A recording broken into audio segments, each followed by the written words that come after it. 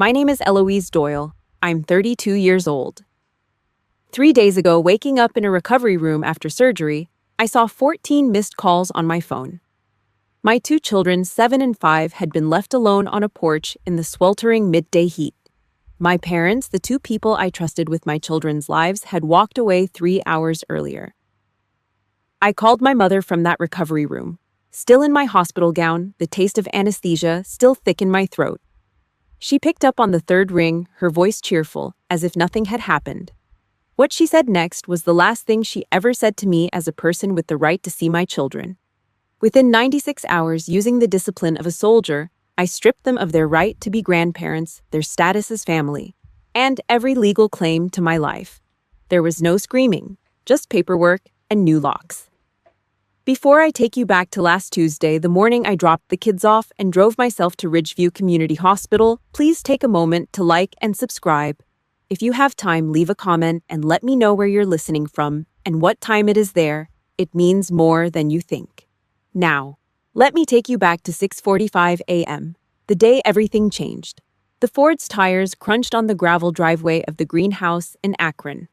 The Ohio humidity was already a thick, wet wool blanket at 6:45 in the morning. I sat in the driver's seat for 10 seconds, checking my watch. Habit. My back was straight, shoulders squared against the worn upholstery. Logistics officers don't slouch, not even when their insides feel like they're being held together by rusted baling wire. I stepped out the manila folder, heavy in my hand. It wasn't just a folder, it was a mission brief. Inside, I'd organized everything: meal schedules, allergy lists, Sophie's peanut thing, Oliver's eczema cream, and 3 backup emergency numbers. I walked up the porch steps. Ray was there, sitting in a peeling wicker chair, his face buried in the sports section. He didn't look up. He just let out a grunt as I stood over him. "Dad, everything is in here," I said, holding out the folder. He reached out without breaking eye contact with the Cleveland Browns' roster, his fingers fumbling for the paper. He gave a half-hearted nod, a gesture that cost him 0 effort. To him, I was just the daughter who always had it handled. The fixer. The one who didn't need help, so why bother paying attention? I watched him toss the folder onto the side table, right on top of an old beer coaster. He didn't even open it. I went inside to find my mother, Diane. The kitchen smelled like cheap coffee and burnt toast. She was standing at the counter, her smile bright and shallow like a puddle in a parking lot. Sophie, my 5-year-old, was a ghost, clinging to my leg with white-knuckled fingers. She knew. Kids always know when the air feels wrong. The phone on the laminate countertop buzzed. Sharp. Annoying. Diane's hand moved like a snake, flipping the phone face down before I could see the name on the screen. But I caught it. Amber. My sister. The golden child who lived 3 towns over and couldn't change a tire if her life depended on it. "Just junk mail, honey," Diane said. Her smile stretched too wide, the skin around her eyes tight and dishonest. "Don't you worry about a thing. We've got the kids. You go take care of your little procedure." Little procedure, she called it. I was having my gallbladder removed. They were cutting into me. I looked at the flipped phone, then at my mother. I didn't say anything. I couldn't. If I started talking, the major would disappear and the daughter would start screaming. I just kissed Sophie's head and walked out. By 8 a.m., I was at Ridgeview Community Hospital. The lobby was quiet, filled with the smell of floor wax and old magazines. I stood at the intake desk, my military ID and insurance card ready. The nurse, a woman with tired eyes and a name tag that said Holt, looked past me. "Is your husband or a family member parking the car?" she asked. "I came by myself," I said. My voice was dry. A desert floor. She paused, her pen hovering over the clipboard. There was a flicker of pity in her expression, and I hated it. I didn't need pity. I needed a surgeon. I signed the forms with a steady hand. No texts from Ray. No good luck from Diane. Not even a thumbs-up emoji from Amber. Just the cold, sterile hum of the fluorescent lights. They wheeled me back. The smell of rubbing alcohol and iodine filled my nose as they prepped the site. The anesthesiologist told me to count backward. I didn't make it to 90. I let the darkness take me, thinking my children were safe in that greenhouse on the hill. 2:47 p.m. The world came back in blurred edges and the rhythmic beep, beep, beep of the monitor. My throat was raw from the intubation tube. My stomach felt like I'd been kicked by a mule. I reached for my phone on the side table. 14 missed calls. All from Margaret, my neighbor, none from my parents. I called Diane. I didn't wait for the fog to clear. She picked up on the third ring. She sounded like she was at a goddamn garden party. "Oh, Eloise, you're awake. Listen, honey, we had to leave about 3 hours ago," she chirped. Amber had a total crisis. Ricardo messed up her hair for her big date tonight, and she was just inconsolable. She needs us more right now. Your sister needs us, Eloise. You've always been the strong one. I looked at the clock. 3 hours ago. My kids were home alone. The kids, Diane, I rasped. Where are the kids? Oh, they're fine. We left them on the porch. Ray said it was a nice day. The monitor started to scream. Beep, beep, beep, beep. My heart rate spiked, hitting triple digits. The numbers on the screen blurred as my blood pressure climbed. A nurse ran in, checking the lines, asking if I was in pain. I wasn't in pain. I was becoming something else. I watched the red numbers on the monitor. 110, 120. Then I took a breath. A long, slow, tactical exhale. The heart rate began to drop. 100, 90, 85. It settled into a rhythm as steady and cold as a sniper's pulse. Eloise, are you there? Diane asked. I didn't answer. I didn't give her the satisfaction of a sob or a shout. I just lowered the phone and pressed the red button. I looked at the white sheets of the hospital bed, pristine and empty. My plan had collapsed. The fixer was done fixing them. I flipped the phone face down on the bedsheet exactly the way my mother had done in the kitchen. The silence in the room was absolute. It was the silence before the first strike. The fluorescent light in the recovery room buzzed like a trapped hornet. I stared at the acoustic tiles on the ceiling. I had counted them 4 times. 142 white squares. Some had yellow water stains in the corners. Most were just pristine, industrial, and cold. Exactly like the life I had built for myself in the shadow of the Doyle family. 32 years, that is how long it took for the fog to lift. I was never a daughter to Ray and Diane. I was a logistics asset. A piece of heavy machinery they pulled out of the shed when the weather turned rough and tucked away the second the sun came out. I lay there, the anesthesia still clinging to my brain like wet soot, and I let the memories cut through me. They were deeper and more jagged than any surgeon's scalpel. 10 years ago, my commissioning at West Point.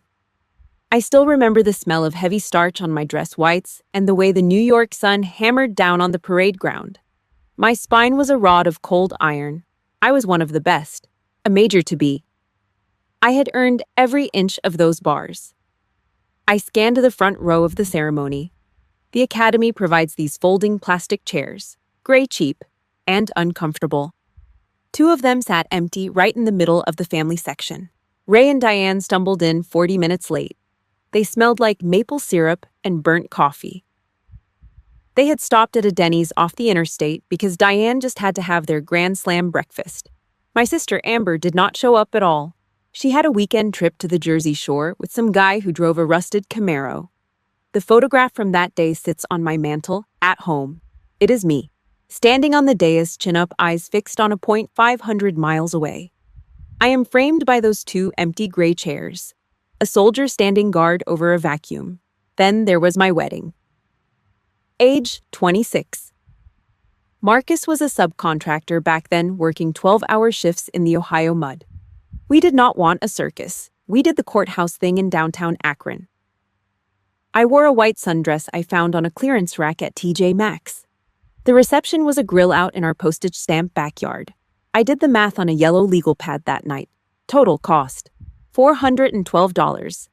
That included the burgers, cases of cheap domestic beer, and a cake from the grocery store. Diane stayed for exactly 90 minutes. She spent the entire time fanning herself with a paper plate. She complained that the Ohio humidity was killing her hair. She did not hug me. She just told me I looked practical and left before the first dance. 3 years later, the script changed.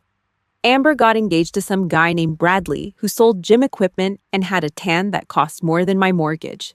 The engagement party alone cost $30,000. I know the number because I saw the mortgage papers on Ray's desk. He had put the house up as collateral. 30 grand for a 4-hour party at the Portage Country Club. I remember the sound of crystal clinking. It was a sharp, expensive noise that made my teeth ache. Diane had invited 300 people. I was not in the bridal party. Amber said I would clash with the aesthetic because I did not know how to walk in heels. Instead, Diane handed me a silver tray. "The catering staff is short-handed, Eloise," she had said. Her voice was thick like Caro syrup. "You are so good at organizing things. Just help out with the champagne, okay? You are so strong, honey. You do not mind." So I did it. I was a major in the United States Army, and I spent 4 hours walking around a ballroom. I served Bollinger to people who looked through me like I was made of glass. I watched Diane toast Amber. I watched Ray cry when he saw the ice sculpture. I caught my father in the hallway near the restrooms. He was tugging at his tuxedo collar. His face was flushed red from the open bar. I stopped him. I stood there, feet planted, the silver tray balanced on my hip. "Dad," I said, "you mortgaged the house for this. My wedding was $400 in a backyard. Why?" He could not even look me in the eye. He stared at a spot on the wallpaper just above my left ear. He let out a long, ragged sigh that smelled like expensive scotch and cowardice. "You are the steel soldier, Eloise," he muttered. "You are built for the hard stuff. You can take the heat. Your sister is fragile. She needs the beautiful things to keep her going.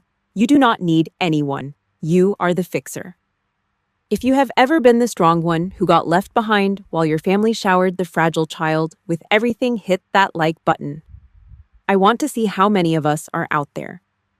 Comment the word steal. If you have had to be the pillar for people who did not deserve your strength, let us show them we are not invisible. Subscribe to hear how I turned that steel into a weapon. The memory faded as a sharp pain flared in my side. I looked down at the white hospital gown. There was a small dark red stain blooming through the fabric. My incision was seeping. Steel does not bleed. But I was bleeding. I realized then that being the fixer was a trap. By being strong, I had given them permission to be monsters. I had spent 32 years making their lives easy while they made mine a desert. I looked at the phone sitting face down on the bed. Diane's cheerful voice was still ringing in my ears. "Amber needs us more." They thought they knew me. They thought they could leave my children on a porch because I was strong enough to handle the fallout. They thought the steel soldier would just keep marching. They were wrong. Steel does not just bend, it breaks. And when it breaks, the edges are razor sharp. I reached for the call button on the side of the bed. My hand did not shake. I did not call my mother. I did not call my father. I called the nurse. "I need my discharge papers." I told the woman who entered. "I am leaving, now." "Honey, you just had surgery," she said. "You cannot even drive." "Watch me," I said. My voice was a flat line. I was not the fixer anymore. I was a major with a mission. The first objective was to burn the bridge they thought I would never leave. I swung my legs over the side of the bed. The pain was white hot in my gut. I stood up. I did not lean on the table. I stood straight. I had 4 days to dismantle a lifetime of lies, and I was going to enjoy every second of it. The rubber soles of my boots squeaked on the linoleum floor of the Ridgeview lobby. It was 4 p.m. The sound was sharp like a bird trapped in a plastic box. Every step felt like a serrated blade was being drawn slowly across my lower abdomen. I didn't hunch. I didn't limp. I kept my chin up and my eyes locked on the sliding glass doors that led to the parking lot.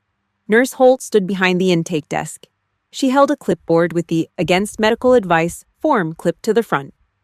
She looked at me, her eyes tracking the gray tint of my skin and the way I held my breath to keep my insides from shifting. "You're not ready, Major," she said. It wasn't a suggestion. I didn't argue. I didn't have the air for it. I just reached out, took the pen, and signed the paper. The ink was black, permanent. I handed the clipboard back and turned toward the exit. "Wait," Holt called out. She pushed a wheelchair toward me. "The policy says I have to wheel you to the curb." I looked at the chair. It was a metal cage on wheels. If I sat in it, I was admitting I was broken. I was admitting I needed help that wasn't coming. I looked Holt in the eye.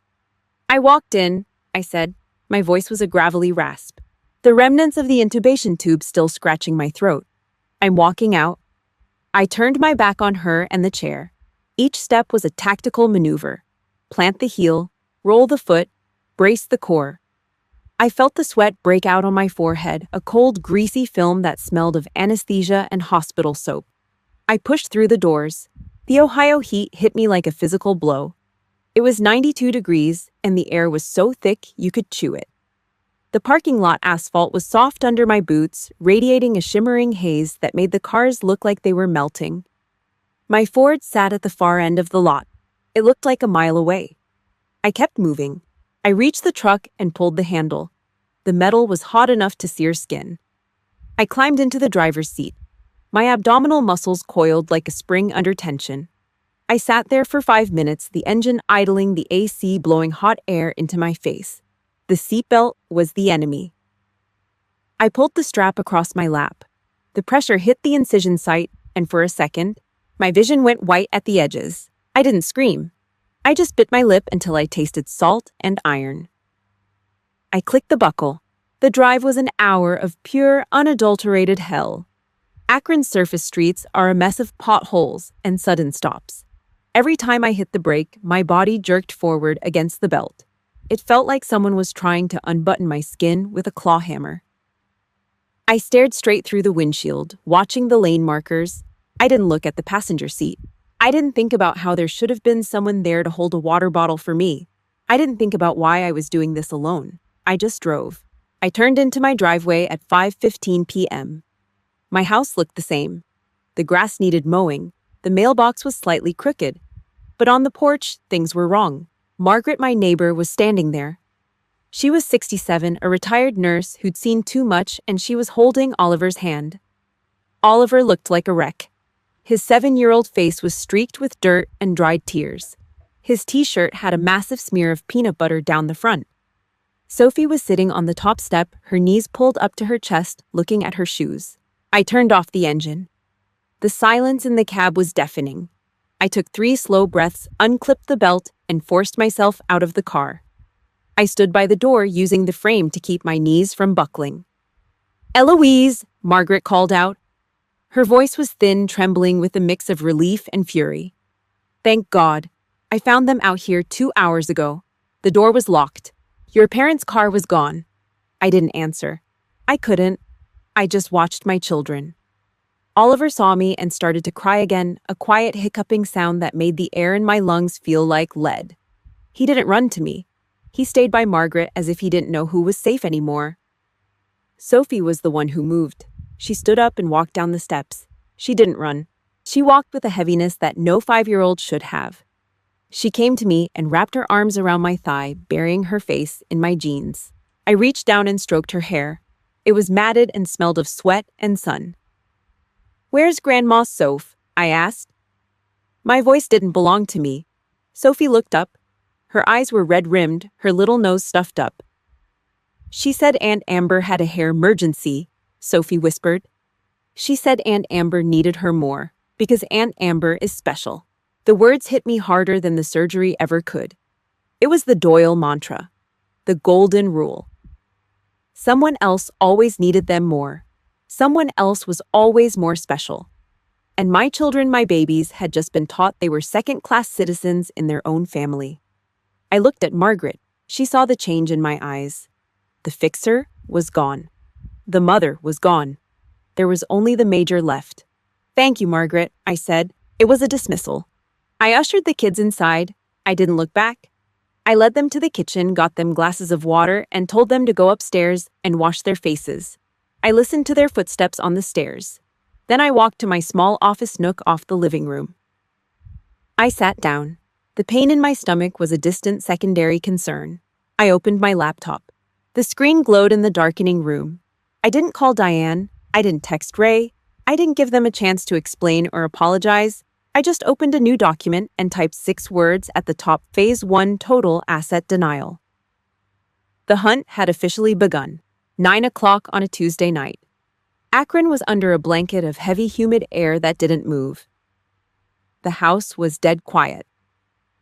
Not a single floorboard creaked. My children were upstairs, knocked out by the kind of deep sleep that only comes after a day of being terrified, and then fed a dinner of cold Fruit Loops cereal. The bowls were still sitting in the kitchen sink, the leftover milk turning a pale, sickly blue. I was a major in the United States Army, a logistics expert who handled millions of dollars in gear, and I couldn't even manage to cook a warm meal for my kids. My stomach felt like it was full of rusted fish hooks every time I moved, a constant reminder of the surgery Diane had called a little procedure. I sat at the kitchen table. I didn't turn on the overhead light. I didn't want to see the dust on the baseboards or the stack of unpaid bills on the counter. I just sat there in the dark, let the street lamp from the corner of the block cast long, jagged shadows across the laminate tabletop. Then I opened my laptop. The harsh blue light hit my face like a physical blow, hollowing out my cheeks and making my eyes look like two dark pits in the screen's reflection. I didn't go to Facebook. That was for old people and high school reunions. I went straight to Instagram. I typed in one name, Amber Doyle. In the Army, we have a term for what my parents did, a WOL, absent without official leave. If a soldier walks away from their post during a mission, they don't just get a slap on the wrist. They face a court-martial. They lose everything. My parents had been on guard duty. Their post was my front porch. Their mission was the safety of two children who shared their blood. And they had walked away. I started scrolling. My finger was steady on the trackpad, but my heart was doing a slow, heavy thud against my ribs. I found the first hit at the top of the feed, a mirror selfie. The timestamp was 10:48 a.m. In the photo, Amber was sitting in a high-end salon chair, her hair slicked back with some kind of expensive chemical treatment. Behind her stood a man with a sleeve of tattoos and a pair of silver shears, Ricardo. Amber was pouting at the camera, looking like she'd just survived a war instead of a bad dye job. The caption read, "Emergency Glam Session. My hair was a literal disaster before tonight's date. Mom came to the rescue at the last minute. She's a lifesaver." I stared at the screen. At 10:48 a.m., I was being rolled into an operating room. I was staring at the ceiling tiles, wondering if I'd wake up. I was trusting that my mother was at my house holding Sophie's hand. Instead, Diane was 3 towns over, probably holding Amber's designer purse and telling her she looked like a movie star. I scrolled down. The second hit was even worse. 1:30 p.m. This photo wasn't a selfie. It was a shot of a marble tabletop at a bistro I knew in the Heights. 2 iced lattes sweating condensation into expensive napkins. A plate of avocado toast that cost more than a box of diapers. The caption was a knife to the gut. Late lunch with my bestie/mom. Relaxing afternoon after the hair drama. So blessed to have a family that always puts me first. 1:30 in the afternoon. That was the exact moment Oliver was pulling a kitchen chair over to the counter. That was when he was trying to open a jar of peanut butter because he was hungry and Sophie was crying. That was when they were alone on a porch in 90-degree heat because Grandma and Grandpa decided a latte with Amber was more important than their lives. A cold, hard anger started to settle in my chest. It wasn't the kind of anger that makes you want to scream. It was the kind that makes you want to calculate. It was the cold anger of a person who has spent a decade planning troop movements and supply chains. I didn't shed a tear. Tears are for people who still have hope. I had data. I hit the print button. The machine in the corner of the kitchen groaned to life. I watched the pages slide out one by one. The smell of hot ink and ozone filled the room. The photos were grainy and black and white, but the timestamps were clear as a bell. These weren't just pictures. They were the smoking gun.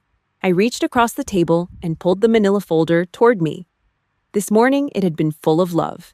It had been full of instructions on how to take care of my children. I opened it and looked at the meal schedules I'd written out. I looked at the emergency contact list. I took the whole stack of papers and ripped them in half. Then I ripped them again. I stood up, walked to the trash can under the sink, and dumped the remnants of my trust into the bin. I walked back to the table and sat down. I put the 2 Instagram photos inside the empty folder. Then I reached for a red ballpoint pen. I didn't write a letter. I didn't write a plea. I wrote a checklist. I pressed the pen hard into the paper, the red ink carving out the words like a brand. 1. Change all exterior house locks and garage codes. 2.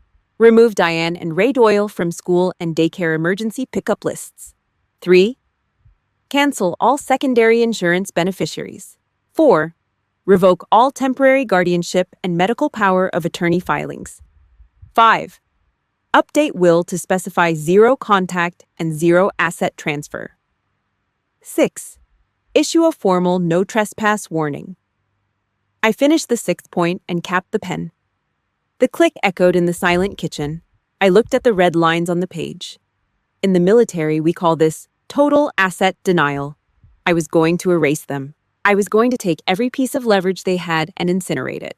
I stood up, walked to the printer, and grabbed the extra copies I'd made. I tucked them into the folder and zipped it shut. I didn't feel the pain in my stomach anymore. I felt like I was back in uniform, standing on a line that no one was allowed to cross. I closed my laptop. The sound was a sharp final crack in the quiet house. Phase 1 is a go, I whispered to the empty room. The fixer was officially off the clock. The major had taken command. The stove clock ticked over to 12:14 a.m. The house was a graveyard of cold air and shadows, the central AC humming a low, lonely tune through the vents. My stomach incision was thumping a dull, rhythmic reminder of the day's butchery. I sat at the kitchen table, a glass of lukewarm water in front of me, and dialed Marcus. He was in Denver finishing a warehouse project. 2,000 miles of dark highway and mountain ranges lay between us. "Hey," he said, his voice thick with sleep but sharpening the second my name hit his screen. "I need to give you a sit rep." I said, my voice a flat industrial grate. I did not lead with feelings. I did not tell him my heart felt like it had been dragged through a gravel pit. I gave him the hard numbers. 2:47 p.m. 14 missed calls. The porch, the peanut butter smeared on Oliver's shirt. Sophie's words about how Aunt Amber was special and needed Grandma more. I spoke for 5 minutes, laying out the timeline like a map of a disaster zone. Marcus did not interrupt once. The only sound was the hollow static of the long-distance line and his breathing slow heavy like a steam boiler about to blow a valve. "I am booking the first bird out of DIA tomorrow morning," he said, his voice low and vibrating with a fury that did not need to shout. "I will be there by noon." "Negative," I said, leaning back until my spine hit the hard wood of the chair. "Stay there. Finish the contract. We need the check, and I do not want you losing a week of pay because they are incompetent. I have it handled. Eloise, they left our children on a porch in 90-degree heat while you were under the knife," he rasped. "I know, and I am handling it. I just need to know you are behind me. No hesitation. No, but they are family excuses." A long silence followed, a 2,000-mile pause. In Akron, my father would have told me to calm down. Ray Doyle would have said Diane was just being Diane and that we should not make a scene. Marcus was not my father. "You are doing the right thing," he said, the words heavy and certain. "Do what you have to do. Burn the bridge if you need to. I have your back." "Good. Go back to sleep." I hung up. The word approval felt like a thick wool coat in a blizzard. I had not realized until that moment how long I'd been starving for it. 8 o'clock Wednesday morning. A rusted white van with Dale's lock and key stenciled on the side pulled into my driveway. Dale was a big man with grease under his fingernails and a faded Bengals cap pulled low over his eyes. He did not ask why I was changing every lock on the house while I looked like I had just crawled out of a burning building. He just saw my military posture and the way my hand did not shake when I handed him the clipboard. Dale saw the bandage peeking from the waist of my jeans. He looked at the white hospital bracelet I had forgotten to cut off. He was a blue-collar guy from Akron who knew a domestic war when he saw one, but he had the decency to keep his mouth shut and focus on the brass. "All of them?" Dale asked, spitting a bit of tobacco juice into a plastic cup. "Every single one," I said. "Front door, back door, the side entrance to the garage. I want the rolling code on the garage door wiped and reset too." "You got it, Major." I stood on the porch and watched him work. The sound was brutal. The high-pitched scream of the metal drill bit eating through the old brass cylinders. Tiny shavings of gold-colored metal fell onto the welcome mat like industrial snow. Dale did not waste time. He ripped out the guts of the house's security, the very guts my parents had used to walk in and out like they owned the place. Every time a new bolt clicked into place, I felt a knot in my chest loosen. It was the sound of a border being established. "Here is your new set," Dale said 2 hours later. He handed me 3 silver keys on a heavy ring. "Codes are reset. Only these 3 will work now. Anyone tries the old ones, they are just going to spin in the cylinder." "Thank you, Dale." I walked to the big plastic trash can at the end of the driveway. I took the old set of keys, the ones Diane and Ray had carried for 5 years, and I dropped them in. They hit the bottom with a hollow, pathetic sound. Junk. I walked back inside and the house felt different. It felt like a fortress. The red light on the kitchen landline was blinking. One message. I hit the button.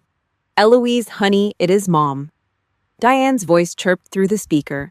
It was that high-pitched sing-song tone she used when she was about to ask for a favor or cover up a mess. "Listen, I felt so bad about that tiny little hiccup yesterday. Amber was just such a mess, you know how she gets. Anyway, I'm making a big pot of that chicken soup you like. I will be over this afternoon to drop it off. I will just let myself in. See you soon, sweetie." Tiny little hiccup? Leaving 2 children to bake on a porch while their mother was under a surgical knife was a hiccup. I stared at the machine. I did not feel the urge to call her and scream. I did not want to explain why a hiccup was actually a betrayal that deserved a firing squad. I just looked at the delete button. I pressed it. "Message deleted," the machine's robotic voice said. I looked at the silver key sitting on the counter. The physical barrier was up. The Doyles were officially on the outside looking in. But the locks were just the beginning. The house was safe, but the rest of my life was still crawling with their influence. My parents were not just visitors, they were woven into the very fabric of my children's daily existence, and I had to rip those threads out one by one without hesitation. I reached for my car keys nearby. My stomach screamed in protest as I moved the internal stitches tugging at my skin, but I ignored the pain. I had a local elementary school to visit, and a secretary named Mrs. Holt was waiting for my signature. Phase 1. Objective. 1 complete. I was taking my life back, piece by agonizing piece, and the fire in my gut was stronger than any surgical wound. I walked out to the Ford, shifted into gear, and left the driveway behind. Objective 2 was already in my sights. Thursday morning, 9 a.m.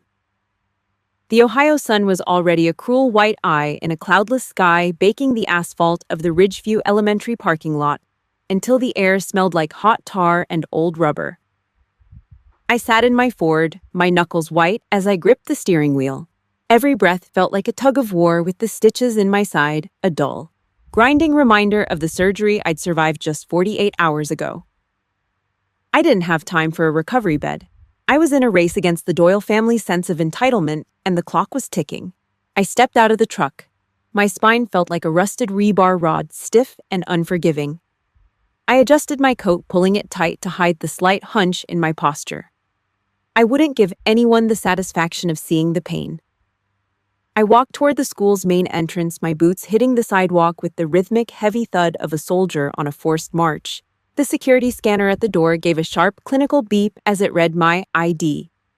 It was a sound I'd heard 1,000 times dropping off Oliver and Sophie, but today it sounded like the start of a countdown. I pushed through the heavy glass doors. The air inside the hallway was cooler, smelling of floor wax, industrial-grade lemon cleaner, and fresh toner. The front office was a quiet hive of activity. Mrs. Holt, a woman with iron gray hair and glasses that sat perpetually on the tip of her nose, looked up from her computer. She knew me. Everyone at Ridgeview knew the major. I was the mom who never missed a deadline, the one whose paperwork was always in a neat stack, whose kids were never late. "Good morning, Major Doyle," she said, her voice echoing in the sterile room. She glanced at my face, likely seeing the gray tint under my eyes. "You don't look so hot. Flu going around." "Just a long week, Mrs. Holt," I said, my voice flat, professional, and dry as a desert bone.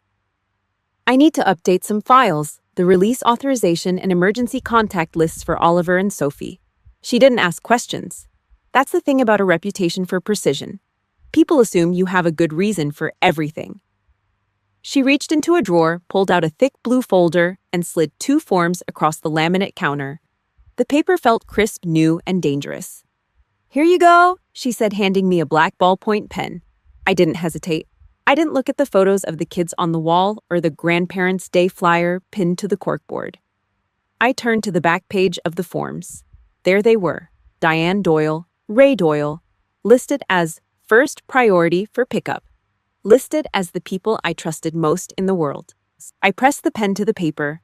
I didn't just draw a line. I dug the nib into the fiber of the page, dragging a thick, heavy stroke of black ink across my mother's name. I did the same to my father's. I didn't stop until their names were nothing but jagged, dark smears on the document. It felt like I was striking deserters from the rolls of a unit. It was cold. It was final. It was 9:15 a.m. Mrs. Holt took the papers back. She looked at the blacked-out lines, her eyebrows shooting up toward her hairline. She looked at the names, then back at me. "This is a significant change, Eloise," she whispered, her professional mask slipping for a second. "Are you sure this means even if they show up at the gate, we cannot by law release the children to them?" "I am beyond sure," I said. I leaned in, my eyes locking onto hers, my voice dropping an octave into a tone that didn't invite debate. "Under no circumstances are Diane or Ray Doyle allowed to take my children from this campus. Not for a lunch date, not for an emergency, not even if the building is on fire. If they show up, you call me, then you call the police." She swallowed hard, her throat bobbing. She nodded once, a quick, jerky motion. She took the forms and fed them into the scanner. Zip, zip. The digital records were updated. On paper, in the eyes of the state of Ohio and the Ridgeview School District, my parents no longer existed as family. Objective 2. Complete. I walked back out to the parking lot. The heat hit me again, but this time it felt like victory. I reached my Ford and leaned against the hot metal of the door, letting out a breath I'd been holding since I entered the building. My stomach was screaming, the pain a white-hot flare under my bandages, but I didn't care. The phone in my pocket vibrated. It was a long, aggressive buzz. I pulled it out. One new text message from Diane. "Eloise, I'm standing on your porch with a gallon of chicken soup and your favorite sourdough bread," the message read. I could practically hear her sing-song, fake sweet voice through the screen. "But my key isn't working. It won't even turn in the lock. What is going on? Stop playing these childish games and come let me in. I know you're in there."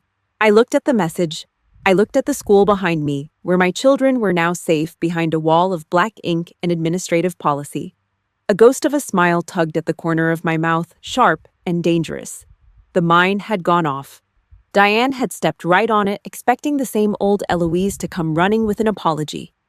She was still standing on that porch, clutching her soup like a peace offering for a war she'd already lost. I didn't reply. I didn't explain. I just turned off the screen and tossed the phone onto the passenger seat.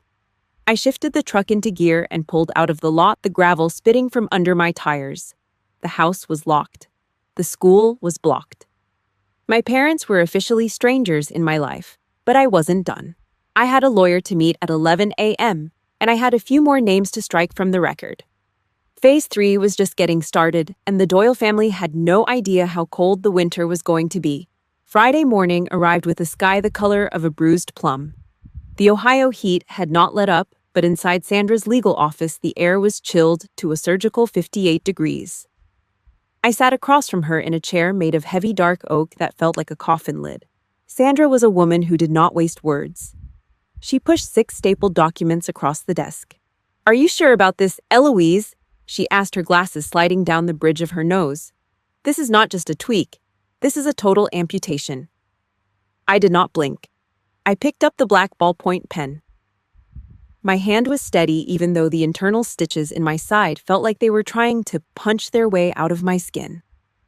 I did not care. I signed the first page. Scritch, scritch. I was redrawing my will.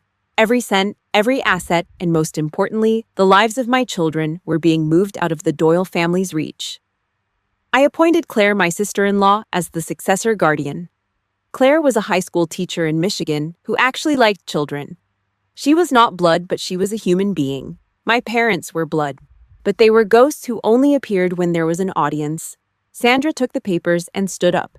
She picked up a heavy red stamp. Thud. The sound echoed in the quiet office. Thud, thud, 3 times. It was the sound of a heavy door locking for the final time. If Marcus and I died tomorrow, Diane and Ray would not be allowed to touch a single hair on my children's heads. Phase 3. Objective 1, complete. By 2 p.m., I was back in my kitchen. The light was harsh, highlighting every speck of dust on the counter.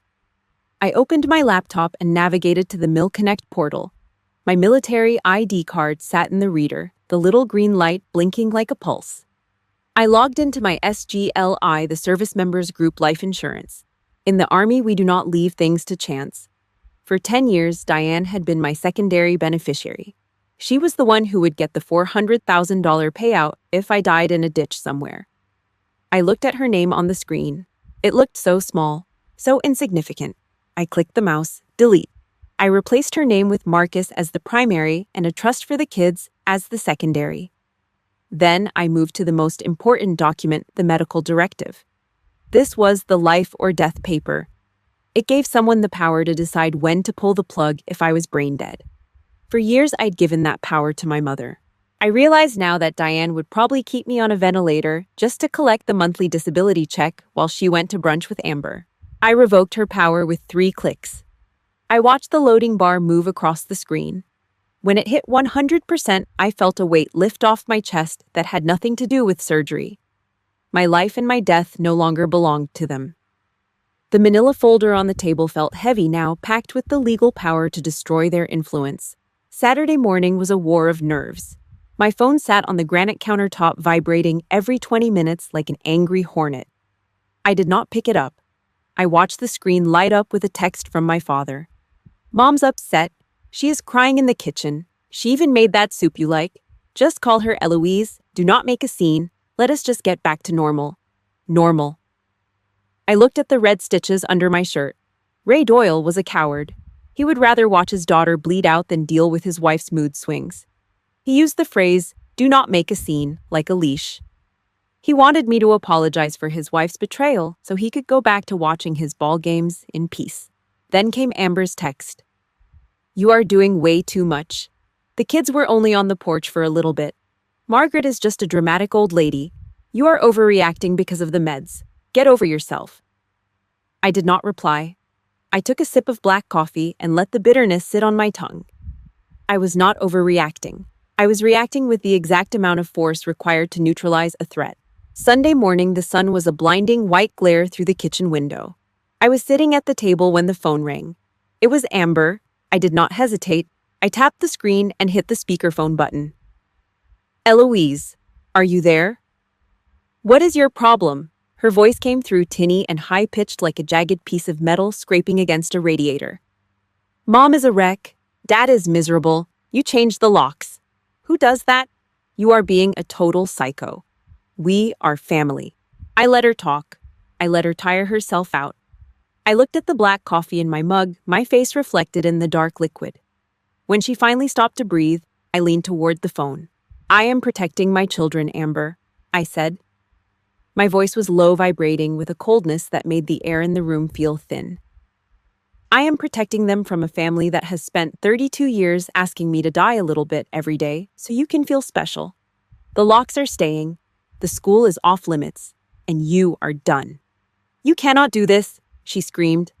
"I already did," I said. I reached out and pressed the red button. The silence that followed was absolute. It was the silence of a bridge collapsing in the middle of the night. The Doyle family was on the other side, and there was no way back. I looked at the manila folder. It was time for the final encounter. I picked it up and walked toward the door. The Sunday dinner was about to begin, but I was not bringing a side dish. I was bringing the end of the world. The Sunday evening air in Akron was a stagnant, heavy weight that sat on your chest and refused to move. The sky was the color of a dirty nickel, and the breeze smelled of wet asphalt and cut grass. At 5:15 p.m., the sound of tires on gravel cut through the humid silence. A silver Toyota Camry pulled into my driveway, its engine ticking as it died. I watched from behind the blinds of the living room window, my back straight, my hands steady. Logistics officers don't get rattled by shadows. Diane was the first one out. She was wearing a floral blouse and a smile that looked like it had been painted on with industrial-grade enamel. In her hands, she cradled a large Pyrex dish wrapped in a checkered kitchen towel to keep the heat in. Pot roast. The ultimate weapon of the Midwestern mother designed to bury a betrayal under a layer of gravy. Behind her, my father, Ray, walked with his hands in his pockets, his eyes fixed on the cracked concrete of the walkway. Amber trailed behind them, her face buried in her phone, her thumb moving in a constant restless scroll. Diane marched up the porch steps with the confidence of a woman who owned every inch of the world. She did not knock. She did not ring the bell. She reached into her leather purse, pulled out a brass key, and jammed it into the lock. Scritch, scritch. The sound was sharp and useless. Diane's smile faltered for a fraction of a second. She tried to turn the key. It did not budge. She pulled it out, looked at it, and tried again using both hands, this time nearly tilting the Pyrex dish. The metal scraped against the cylinder, a cold, empty noise. Ray stepped up behind her, shifting his weight. Amber did not even look up from her screen. I waited until Diane was about to pound on the wood. I turned the deadbolt from the inside and pulled the door open. I did not step aside. I stood in the center of the frame, my shoulders squared, my chin up. I was a major in the United States Army, and this was my perimeter. I looked at my mother. Her smile was back, but it was twitching at the corners. Eloise. There you are. She chirped, her voice high and breathless. The lock must be stuck or something. It is the humidity, I bet. Anyway, I brought that beef stew you love. Ray helped me get this inside. It is heavy. She made a move to brush past me, the heat from the Pyrex dish radiating against my arm. No, I said. The word was a flatline. It stopped her mid-step. Diane blinked, her eyes wide and wet with fake confusion. The lock is not stuck, Diane. I said, my voice empty of anything but facts. The lock is new. I had it changed on Wednesday. The old keys are in the trash. Now, Eloise. Ray started, his voice a low, tired drone. Your mother went to a lot of trouble. Let us just go inside and talk this out like a family. We are not talking, I said. I reached down and picked up the manila folder that was sitting on the small table by the door. I stepped out onto the porch, forcing them to back up toward the stairs. The evening breeze made the white A4 papers inside the folder flutter like the wings of a trapped bird. You think a tray of beef stew fixes this? I asked, looking at the towel-wrapped dish. You think the fact that you decided my children were worth less than a hair appointment can be buried under some carrots and gravy? It was a mistake. Diane cried, the enamel smile finally cracking. Amber was in a state. We are family. I have 4 documents in here, I said, ignoring her. I pulled the first sheet out. Document 1, Ridgeview Elementary. Your names have been struck from the pickup list. The school security knows you are not allowed on the grounds. Ray looked at his shoes. Diane's jaw tightened. Document 2. I continued, my voice steady as a drumbeat. The guardianship papers. If something happens to Marcus and me, you do not touch my children. They go to Claire. You are legally invisible. I pulled out the 3rd and 4th papers, the ink dark and sharp in the fading light. Document 3. My life insurance. You are removed as beneficiaries. Document 4. My medical power of attorney. If I am on a bed and cannot speak, you do not get to decide my fate. I have stripped you of every right you thought you had. The silence on the porch was deafening. Even Amber had stopped scrolling. Diane was shaking now, the Pyrex dish trembling in her hands. You are being a total psycho, Eloise. Amber spat, finally finding her voice. It was just a few hours. They were fine. I looked at Amber. Then I looked at my mother. I reached into the back of the folder and pulled out the last piece of paper. It was a color printout of a photo from Instagram. 1:30 p.m. I said, holding the photo up so they could all see the 2 iced lattes on the marble table. While my 7-year-old son was trying to feed his sister cold peanut butter because he was hungry and scared you were laughing over lattes. You said Amber needed you more. You said I was strong. You were right about one thing, Diane. I am strong. I am strong enough to choose my children over people who do not value them. If you have ever had a family member try to buy your forgiveness with a home-cooked meal while ignoring the damage they caused, hit that like button right now. We need to see how many of us have found the courage to say no. Comment the word justice if you believe that being blood does not give someone a pass to be toxic. Subscribe so you do not miss how I finally closed this door for good. I took the photo and dropped it on top of the beef stew. Diane stared at the image of her own luxury, the evidence of her betrayal resting on the food she thought would save her. Leave, I said. I stepped back inside and closed the door. The sound of the new deadbolt clicking into place was the most beautiful thing I had ever heard. I leaned my head against the wood and waited. Outside there was nothing but the sound of the Ohio crickets and the slow retreating crunch of gravel as the Camry backed away. The porch was a stage for a dying act. Ray stood there shifting his weight from one scuffed work boot to the other, looking like a man who just realized he was holding a live wire. Diane remained frozen, the Pyrex dish of beef stew, now an anchor she didn't know how to drop. The Instagram photo sat on top of the gravy, the glossy paper curling from the steam. It was a perfect, colorful image of a betrayal that tasted like cold lattes and expensive haircuts. We cannot just throw away a lifetime of family over one little misunderstanding. Eloise Ray muttered, his voice a low, gravelly drone. People make mistakes. We are blood. You do not just lock the door on blood. It was not a mistake, Ray, I said, my voice as cold as the tile floor under my feet. A mistake is forgetting to buy milk. Leaving your grandchildren alone on a porch while their mother is under a knife, that is an abandonment of duty. That is a choice. Diane did not look at me. Her eyes were fixed on the living room window. Through the glass, the interior of the house was a warm sanctuary. Oliver was sitting at the kitchen table, his brow furrowed in that intense concentration he had inherited from Marcus. He was holding a green crayon, pressing it hard into a piece of construction paper. Sophie sat next to him, her small hands wrapped around a juice box. Diane moved a step closer to the window. She saw the drawing. Oliver had sketched a house with a lopsided chimney and a big smiling sun. Inside the house, he had drawn 4 stick figures. Me, Marcus, him, Sophie. They were holding hands, a messy crayon-colored fortress. But it was the edge of the paper that made Diane's hand tremble. Far out in the white margin, separated from the house by a jagged black line, was a single stick figure with a scribbled mess of gray hair. Beneath it, in big, shaky 7-year-old block letters, Oliver had written one word, Grandma. He had not just forgotten her.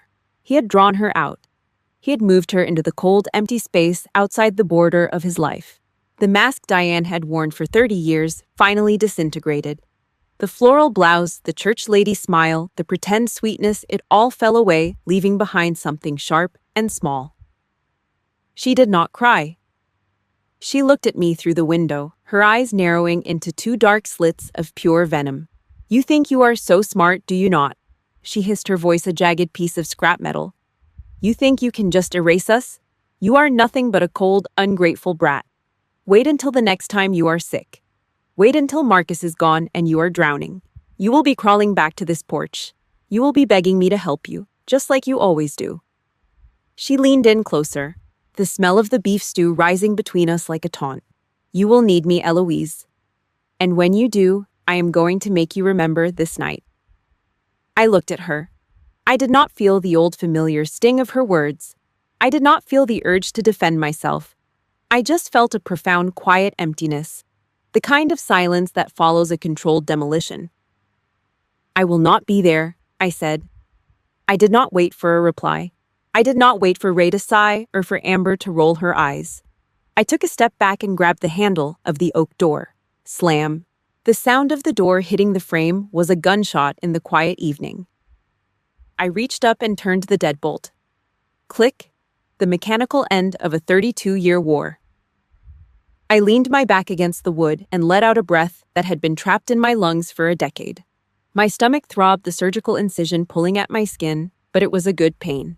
It was the pain of a wound that was finally being allowed to heal. Outside, I heard the crunch of gravel.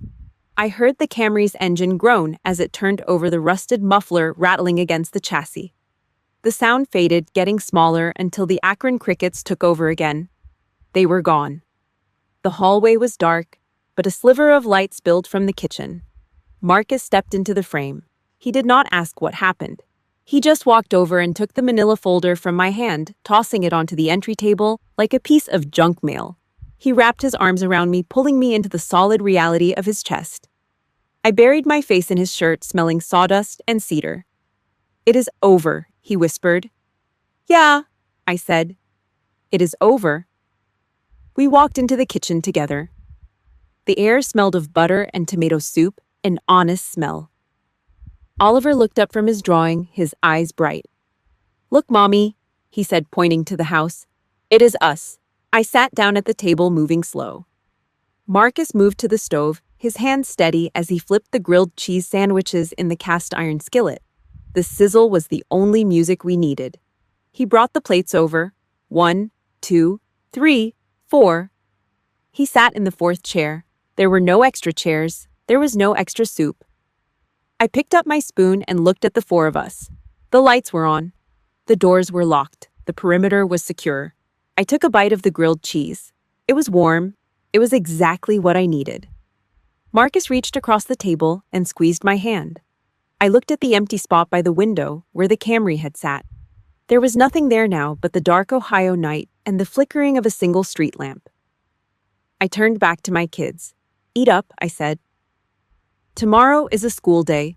The weeks that followed were not filled with explosions, but with a silence so thick you could almost taste it, like the static on a dead radio channel.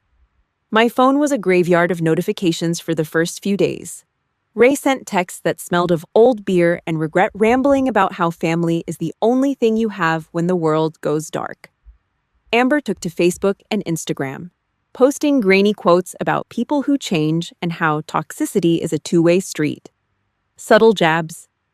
Passive-aggressive hits aimed at my character. I did not engage. I did not type a single word in defense. Defense is for people who think there is still a trial going on. My verdict was already rendered. I sat on the back porch one Tuesday night, the air cooling as Akron moved toward June.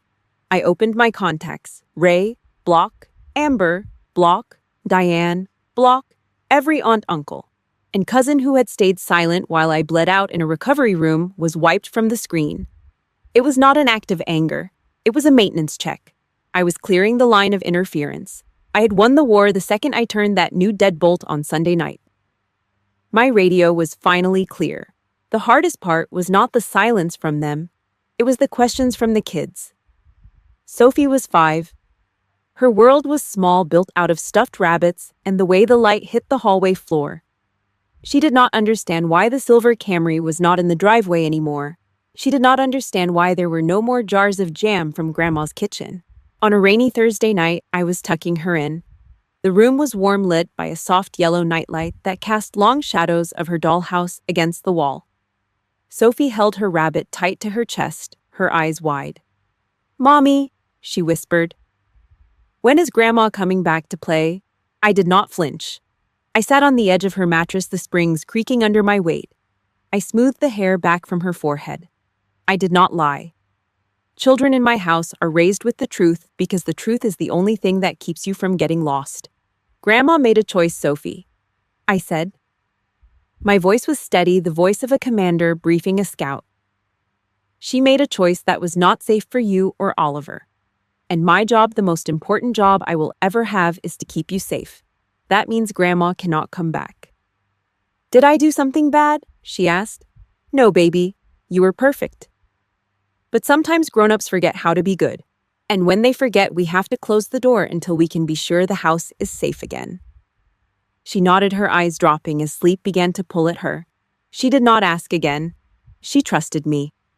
That trust felt heavier than any rucksack I had ever carried. It was a debt I intended to pay every single day for the rest of my life. People like to talk about how cutting off your family is the hardest thing a person can do. They say it takes a certain kind of coldness to walk away from the people who gave you life. They are wrong. They have never stood in the middle of a crowded room for 32 years and felt like a ghost. They have never trained their own parents to ignore their needs, just so there would be peace at the dinner table. They do not know the bone-deep exhaustion of being the strong one, while everyone else eats your strength like scavengers. Ripping the Band-Aid off is easy. Living with the infection for 3 decades, that was the hard part. I walked out of Sophie's room and found Marcus in the kitchen. He was cleaning the countertop, moving with the quiet efficiency of a man who knew exactly where he stood. He looked up as I entered. He did not need to ask. He just poured me a glass of water and set it down. I thought about my rank. Major. I'd earned that title in the dust of foreign lands, leading people through situations where the wrong choice meant a body bag. I had spent my entire adult life following orders or giving them, all in the name of a country that did not know my name. But as I stood in my own kitchen looking at the man who stayed and the hallway where my children slept, I realized I had finally found a territory worth the fight. This was not a mission. It was not a tour of duty. This was my country. These four walls, these three people. Rerouting my life was the simplest withdrawal I'd ever ordered. I had spent 32 years paying the price of admission to this moment. I'd endured the neglect, the gaslighting, and the slow-motion betrayal just to reach the point where I felt I had the authority to say, no more. 4 days, 6 legal documents, 1 new set of locks, and a door that was now a permanent border. I walked to the front door one last time. I checked the handle. I checked the deadbolt. I looked through the peephole at the empty driveway. No silver Camry.